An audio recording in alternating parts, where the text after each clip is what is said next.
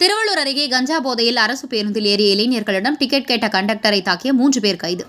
திருவள்ளூர் அடுத்த பேரம்பாக்கம் பேருந்து நிலையத்திலிருந்து அரக்கோணத்திற்கு சென்று கொண்டிருந்த தடமெண் 44 அரசு பேருந்தில் ஏறிய 3 இளைஞர்களிடம் கண்டக்டர் ஐயப்பன் டிக்கெட் எடுக்குமாறு கேட்டார். அப்போது கஞ்சா போதையில் இருந்த அந்த 3 இளைஞர்களும் எங்களிடமே டிக்கெட் கேட்கிறாயா, நாங்கள் யார் தெரியுமா என்று கேட்டு அந்த 3 இளைஞர்களும் கண்டக்டரை சரமாரியாக தாக்கினர். இதில் பலத்த காயமடைந்த கண்டக்டர் ஐயப்பன் அரசு மருத்துவமனையில் சிகிச்சை பெற்று வருகிறார். மேலும் பேருந்தில் தாக்கியவர்கள் குறித்து மப்பேடு போலீசில் புகார் கொடுத்தார். புகாரின் பேரில் பேரம்பாக்கம் புதிய காலனியை சேர்ந்த ஐயனார் மகன் ராகேஷ், இளஞ்சேரி கிராமம் அம்பேத்கர் நகரை சேர்ந்த பாரத் மகன் முகேஷ், அரக்கோணம் தாலுகா பழைய கேசவரம் பகுதியை சேர்ந்த செந்தில்ராஜ் மகன் குணால் ஆகிய 3 பேரையும் கைது செய்தனர். மேலும் கைது செய்யப்பட்ட அவர்களிடமிருந்து இருசக்கர வாகனத்தையும் பறிமுதல் செய்து 3 பேரையும் நீதிமன்றத்தில் ஆஜர்படுத்தி திருவள்ளூர் கிளை சிறையில் அடைத்தனர்.